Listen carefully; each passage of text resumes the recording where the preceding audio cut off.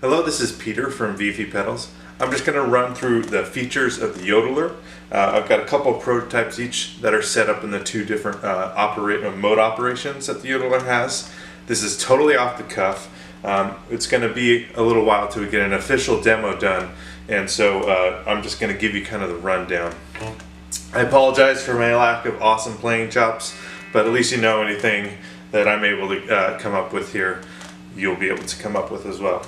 So anyway, the Yodeler is a delay and a reverb built in one pedal, and you can use them separately, or you can actually put them in series, and I'll show you how that goes. So first, I'm just going to show you the difference of the sound of what happens when you put them in parallel versus when you put them in series. So the first is parallel.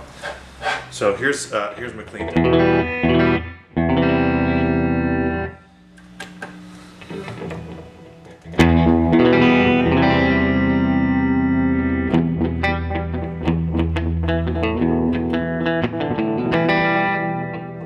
Okay, and then in series.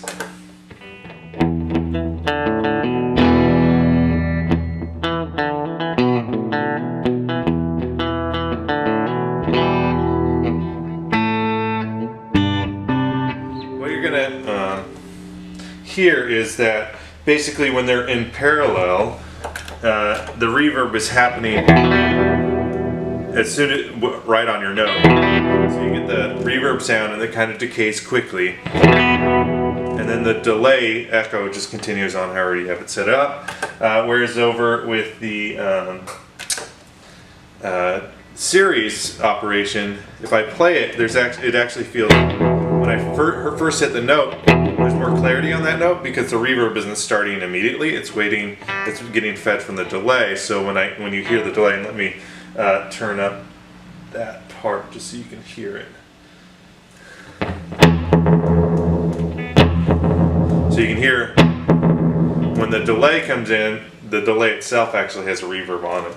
Let me pull that back down. And so if you put the pick away.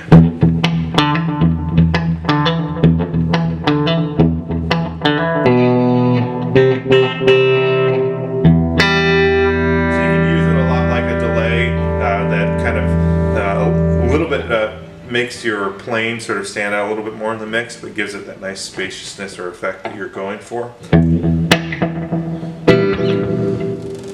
And so that's a fundamental difference, but as you sort of work with it, it gets even more kind of crazy. So here, let's just go with the parallel one. That's the easiest one to understand. So I'm going to turn the reverb off on this, and when you do that on the parallel, when you have it in the parallel mode, it's just a delay.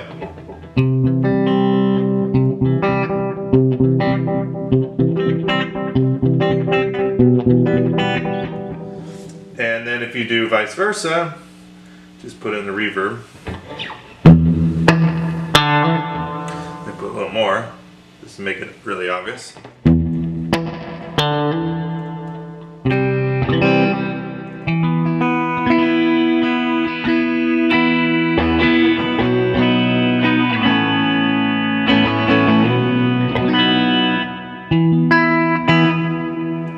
And then each one has its own separate controls.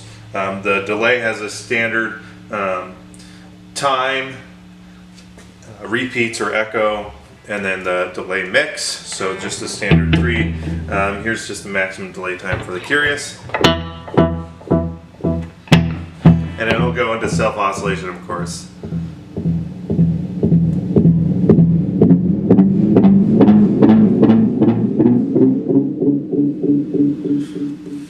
And then for the reverb by itself, it has damping controls, and if you were to say crank the low damp, here, let me do that.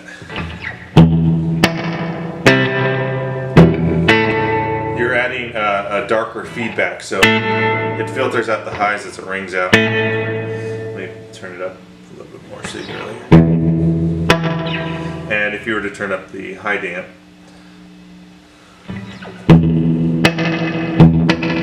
see it's a much brighter sound. And you can use them in conjunction to get like a fuller, actually, with the reverb, you add a ton of it's a feedback loop. So if you add a bunch of it in both cases, you can start to add some noise.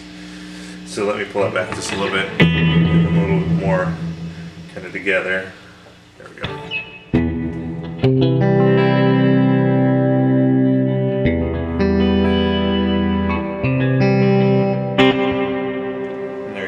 And then of course you can just blend them, blend the delay and reverb together and get some interesting sounds.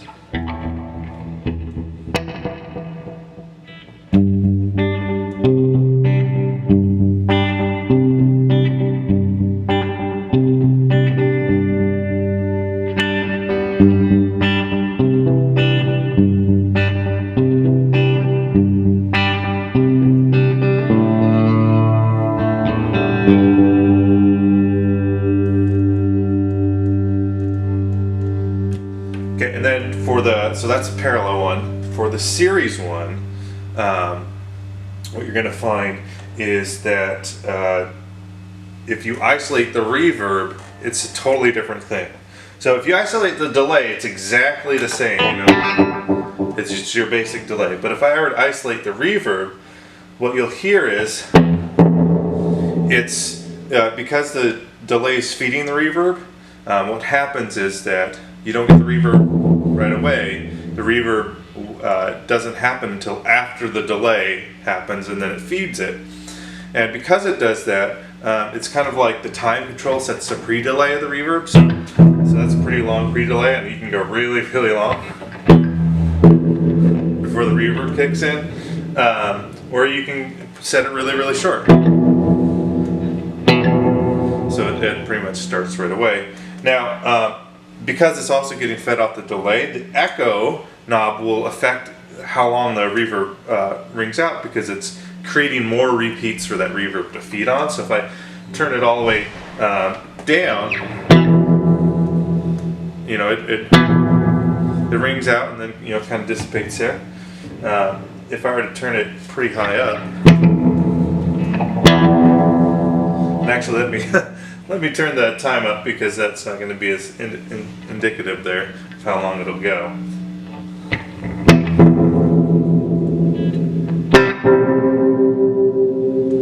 And let me push it even farther. And because the delay will go into self-oscillation, you can do just kind of interesting things with pushing it right up against the edge of feedback, or even into feedback, and then self-oscillating with some reverb on it. You know, it's starting to go there now. Anyway, so one of the things that you might not think is, you know, what good is something like that? That basically is a reverb that waits forever. Well, it's really kind of nice when you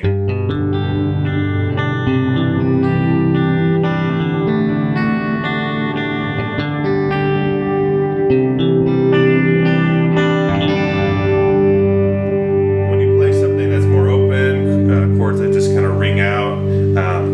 It allows sort of this sort of sound that's sort of following what you're doing. It's sort of like maybe like a pad or something like that.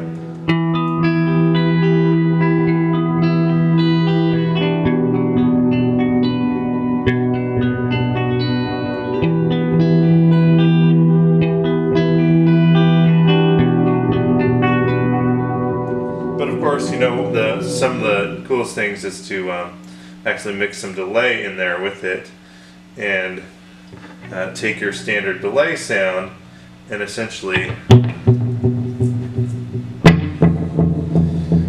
what you'll get is that each repeat has its own reverb when you mix in the delay in with the verb. So.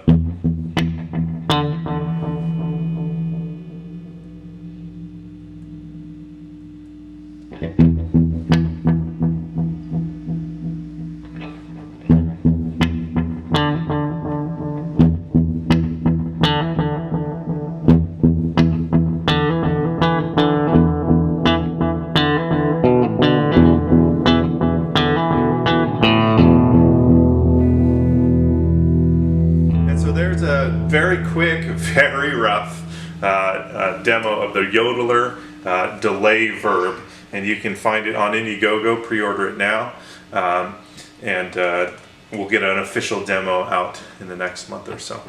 Thanks for watching.